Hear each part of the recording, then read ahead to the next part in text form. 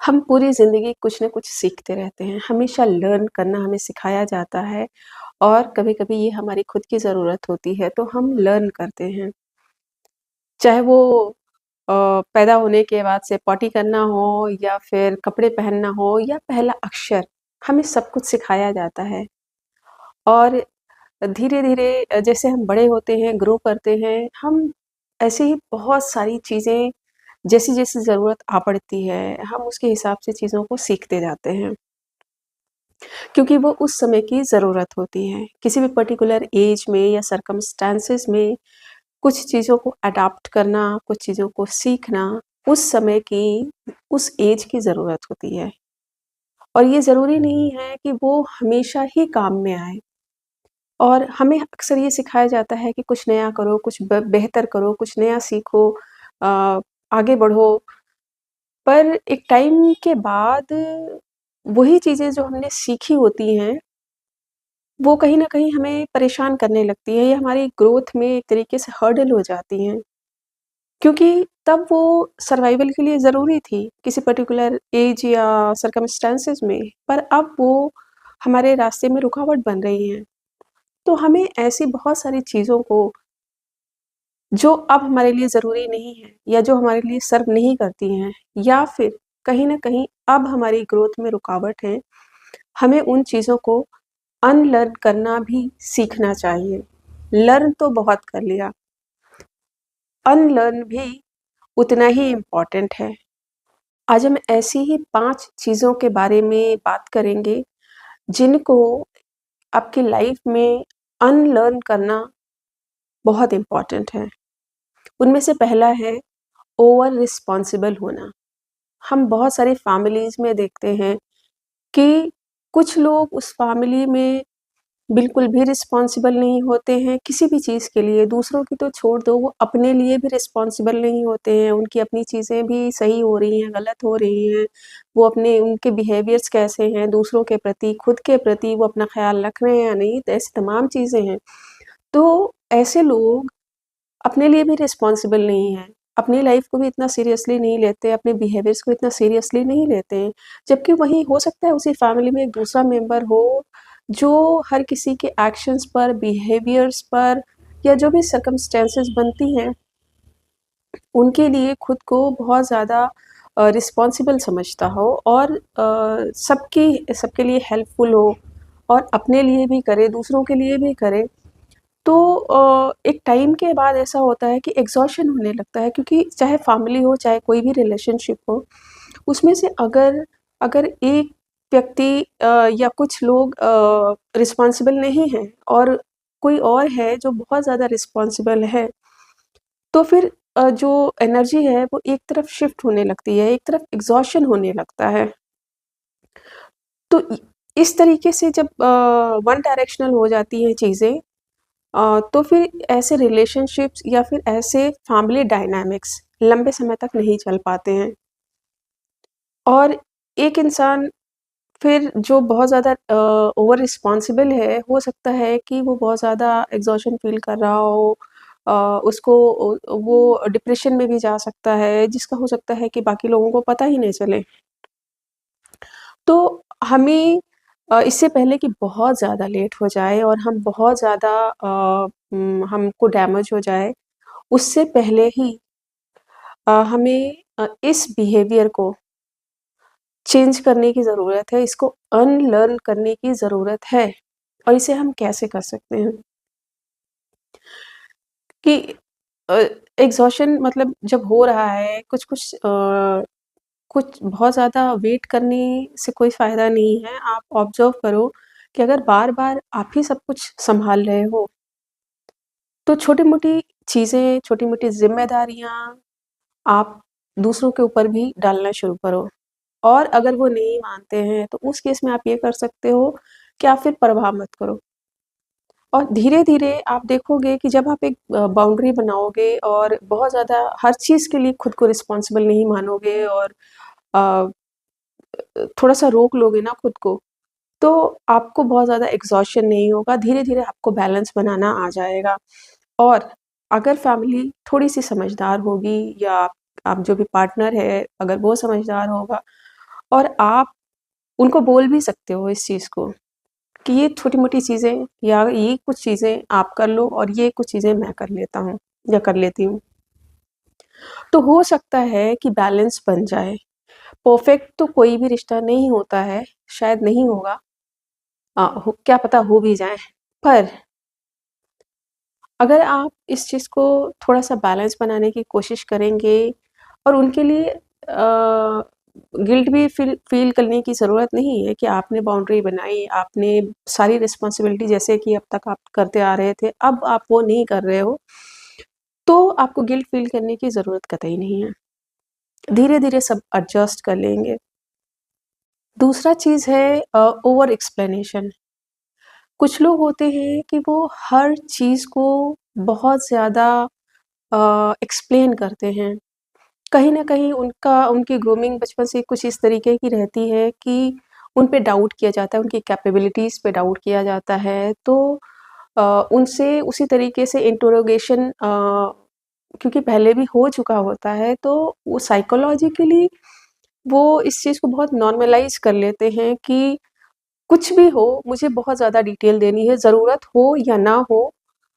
उन्हें लगता है कि वो जब तक बहुत ज़्यादा डिटेल में बात नहीं करेंगे, जो भी कुछ वो कर रहे हैं या करने जा रहे हैं या कुछ भी हुआ है और किसी को उन्हें बताना है या कोई उनसे पूछ रहा है, कोई इन्फॉर्मेशन लेना चाह रहा है, ज़रूरत है, तो वो जितनी ज़रूरत है, जितने में उनका काम चल सकता है, उससे कई गुना ज़्यादा बहुत बारीकी से चीज़ों को बताते हैं। ऐसे में क्या होता है कि वो एग्ज़ॉस्ट होते हैं, उनकी एनर्जी एग्ज़ॉस्ट होती है। हो सकता है उस केस में ज़रूरत ही ना हो कि उतनी डिटेल दी जाए। पर बहुत सारे लोग इस चीज़ का मज़ा भी लेते हैं यानी कि जो सुनने वाला होगा, समझने वाला होगा, उसे डिटेल्स मिल रही हैं, तो वो और मज़े ले के छोटी-छोटी चीज़ें और पूछेगा। आपको हो सकता है कि एम्बैरेस फ़ील हो या फिर बाद में आपको गिल्ट फ़ील हो। तो ऐसे में क्या करना है कि इस बिहेवियर को ये एक तरीके से आपका पैटर्न बन चुका होता है, इसलिए आप बार-बार इसको कर रहे होते हो। तो आपको गिल्ट ज़रूर होता है। आप इसको रिकॉग्नाइज़ करो कि जब-जब आपको किसी से कन्वर्स करने के बाद गिल्ट फ़ील हो रहा है, तो आप ज़रा वापस उस इंसिडेंट पे जाओ, कन्वर्सेशन को याद करो। क्या आपको आपने ज़्यादा चीज़ें बताई या फिर जो कुछ भी आपने बताया शेयर किया उस वजह से आपको गिल्ट हो रहा है। आप अगर कुछ बार इसको ऑब्ज़र्व करोगे ना इस पैटर्न को, तो आपको ये चीज़ समझ में आ जाएगी कि ओवर एक्सप्लेनेशन की वजह से आपको ये गिल्ट हो रहा था। तो जब आपने इस पैटर्न को रिकॉग्नाइज़ कर लिया है, तो अब आपको आदत डालनी है कम एक्सप्लेन करने की। एकदम से ये आदत तो नहीं जाएगी, पर आप हर बार किसी से भी बात करते समय इसको अगर याद रखोगे, प्रैक्टिस करोगे तो धीरे-धीरे कुछ महीनों में ये आदत आपकी काफ़ी हद तक कम हो जाएगी। परफेक्ट हो सकता है ना हो, लेकिन अगर ये रिड्यूस भी हो रहा है, तो भी आपको काफ़ी सैटिस्फैक्शन होगा। आप काफ़ी अच्छा महसूस करोगे, आपकी एनर्जी नहीं लीक कर रही होगी। तो आप अपनी प्लानिंग्स को, अपनी चीज़ों को, अपनी लाइफ़ को और सही तरीके से आगे ले जा सकते हो। क्योंकि कई बार ऐसा होता है कि जहाँ पर ज़्यादा डिटेल्स की ज़रूरत नहीं है, वहाँ पर भी सिर्फ़ इसलिए कि अगला इंसान मुझे कहीं गलत ना समझ ले, मेरा इंटेंशन गलत नहीं है, लेकिन हो सकता है वो मुझे गलत समझ सकता है। तो सिर्फ़ इस वजह से आपका ज़्यादा डिटेल देना, ओवर शेयरिंग, ओवर एक्सप्लेनेशन आपको कभी ट्रबल में डाल सकता है। हो सकता है वो ट्रबल में ये सिचुएशन आपको ना भी डाले तो भी जाके हो सकता है कि आपका मज़ाक उड़ाए। हालाँकि किसी के मज़ाक उड़ाने से भी आपका तो कोई आपको फ़र्क नहीं पड़ना चाहिए।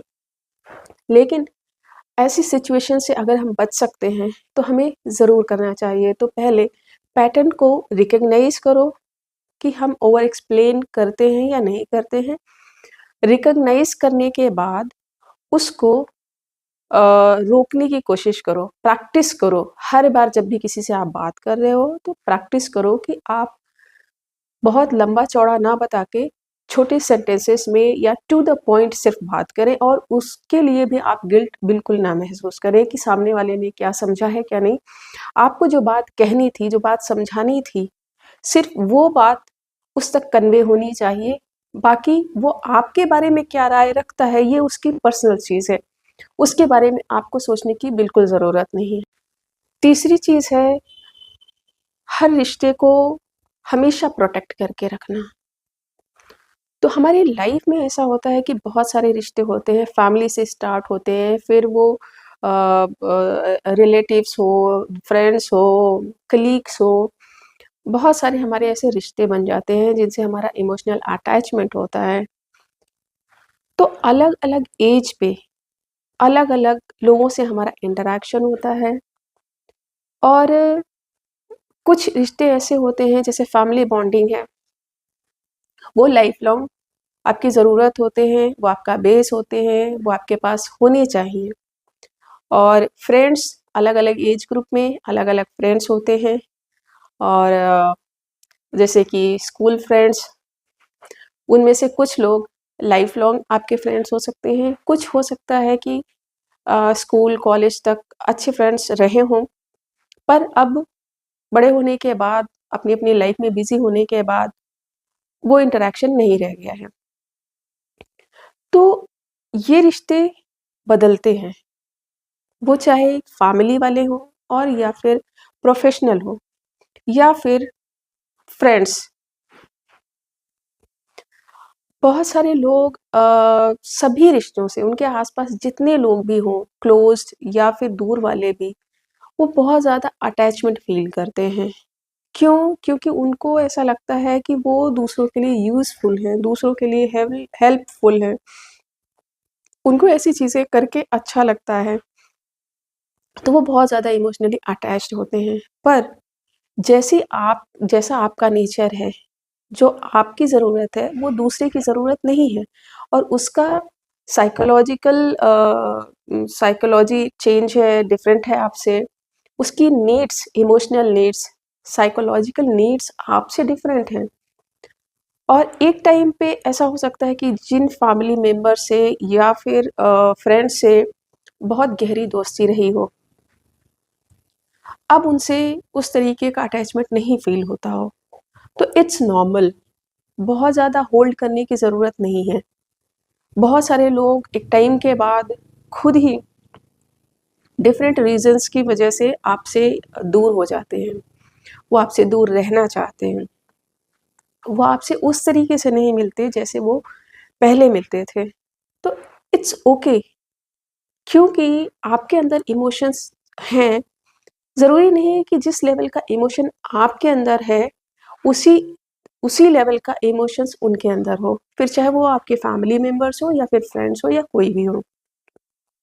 तो इस चीज़ का एक्सेप्टेंस बहुत ज़रूरी है और आपको बहुत ज़्यादा दुखी होने की ज़रूरत नहीं है या फिर बार-बार उनके पीछे पड़ने की ज़रूरत नहीं है या उनके लिए बहुत ज़्यादा केयर करने की, बहुत ज़्यादा सैक्रिफ़ाइस करने की ज़रूरत नहीं है कि वो वैसे ही आपके लिए रहें।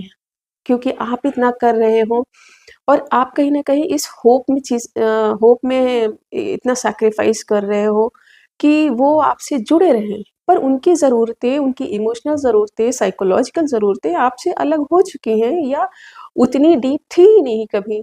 तो इस चीज़ का एक्सेप्टेंस बहुत ज़रूरी है। जब आप ये एक्सेप्ट कर लोगे कि सबकी ज़रूरतें अलग हैं, सामानों की बात अलग होती है बट इमोशंस भी हमारे अलग होते हैं। सबकी इमोशनल नीड्स डिफरेंट होती हैं और अलग-अलग एज पे, अलग-अलग सर्कमस्टेंसेस में हमारी नीड्स अलग होती हैं। तो आप हो सकता है कि इमोशनली बहुत ज़्यादा डीपली अटैच्ड हो अपने आस-पास सभी लोगों से। पर ये कतई ज़रूरी नहीं है कि हर कोई वैसा ही अटैच्ड हो।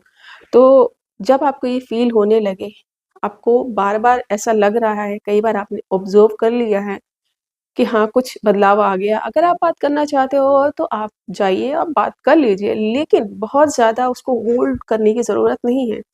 हो सकता है उनकी ज़रूरतें अब बदल गई हों, अब हो सकता है उनकी प्रायोरिटीज़ चेंज हो गई हों आपके प्रति और किसी और के प्रति भी।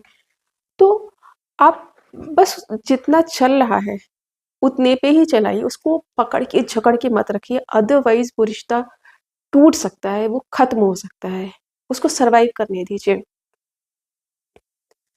और कई बारी ऐसा होता है कि अ, हम बहुत ज़्यादा इमोशनल होने की वजह से और रिस्पॉन्सिबल होने की वजह से हमें लगता है कि सबके इमोशंस की रिस्पॉन्सिबिलिटी हमारी है, पर ऐसा सच नहीं होता है।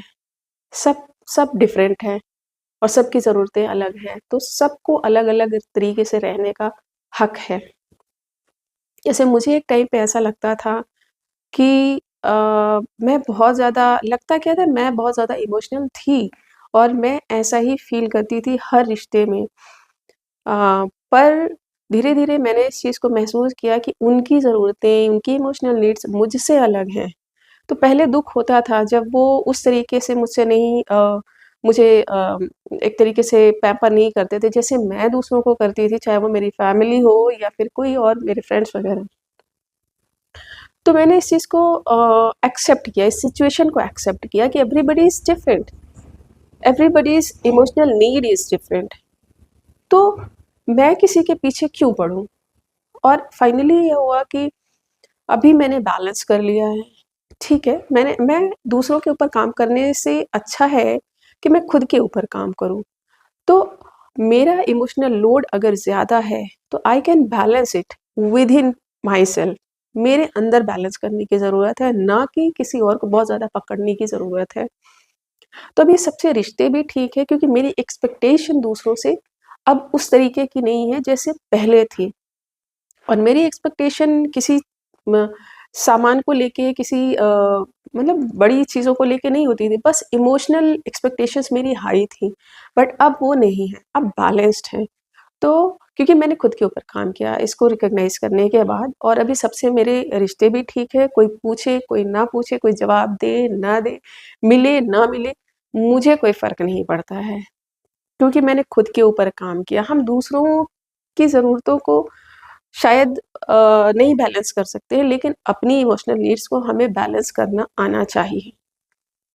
चौथी चीज़ है हमेशा स्ट्रॉन्ग बने रहना। कोई भी फैमिली हो, कोई भी रिलेशनशिप हो, आप उसमें हम हर समय, हर सिचुएशन में स्ट्रॉन्ग नहीं रह सकते हो और आपको होना भी नहीं चाहिए।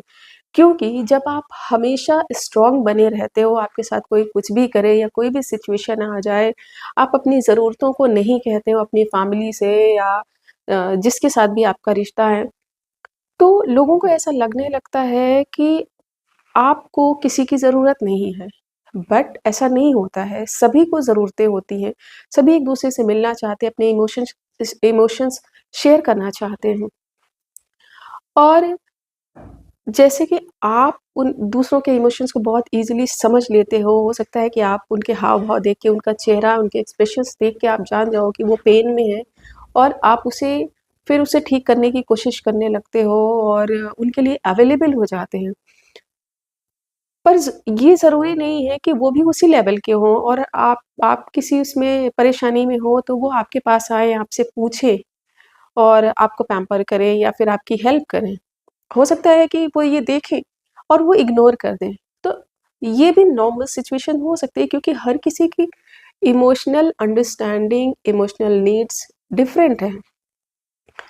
तो आप अगर हमेशा अपने आप को कुछ इस तरीके से दिखाते हो कि आपके साथ कोई कुछ भी कर ले, कुछ भी हो जाए, आप तो मजबूती से खड़े रहोगे, कोई हो या ना हो, कोई पूछे ना पूछे, तो ऐसा नहीं होता है। आप उनको बोलो, जहाँ आपको हर्ट होता है, जहाँ आपको उनकी ज़रूरत है।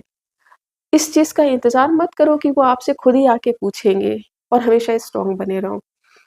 आप बोलो उनसे, कहो कि यू नीड देम, किस सिचुएशन में, किस चीज़ की का दर्द है, किस चीज़ का पेन है, कौन-सी चीज़ आपसे नहीं सँभाली जा रही है। आप अपनी फैमिली को जब तक कहोगे नहीं, वो हो सकता है कि देख रहे हों, समझ रहे हों, लेकिन इसी बात का इंतज़ार कर रहे हों कि आप कब उनसे ये चीज़ें शेयर करें। तो उनसे कहोगे नहीं जब तक, वो समझेंगे ही नहीं। तो हमेशा कोशिश करो कि जो चीज़ें आप शेयर कर सकते हो, इनफैक्ट हम लगभग सारी चीज़ें शेयर कर सकते हैं। मेरे साथ बहुत समय तक ऐसा हुआ। मैंने खुद इस चीज़ को अपनी लाइफ़ में ऑब्ज़र्व किया। कोरोना में मेरे पापा की डेथ के बाद जस्ट डेढ़ 2 महीने के बाद मैं कोरिया चली गई, तो मैं वहाँ पर बिल्कुल अकेली थी और इमोशनली मैं उनसे ज़्यादा जुड़ी हुई थी। अभी क्या, पापा की भी डेथ हो गई और मैं आइसोलेट हो गई अपनी फैमिली से पूरी तरीके से। तो पापा के जाने का दुःख तो था ही, फैमिली से अलग होने की वजह से मैं बहुत ज़्यादा परेशान रहती थी, रोती रहती थी, लगभग रोज़ मैं रोती रहती थी, लेकिन मैंने उनको कभी कहा नहीं कि मैं इतने पेन में हूँ। लगभग रोज़ मतलब रोना तय होता था मेरा और अभी तक भी ऐसा है। अभी जाके कुछ टाइम से मैंने इस चीज़ को कंट्रोल किया। मैंने ऑब्ज़र्व किया, उस समय मुझे ऐसा लगता था कि जब मैं उनको फ़ोन करती थी घरवालों को, तो मैं एकदम मजबूती के साथ उनसे बात करती थी। मुझे ऐसा लगता था कि मैं अगर फ़ोन पे रोऊँगी तो वो कमज़ोर पड़ जाएँगे, वो भी रोएँगे, वो परेशान हो जाएँगे मेरे लिए कि मैं यहाँ कैसे हूँ, अकेले रहती हूँ और मैं रो रही हूँ, परेशान हूँ। फिर इस चीज़ को देख कर, समझ कर मैं उनके सामने एकदम स्ट्रॉन्ग बन के ही उनसे बात करती थी।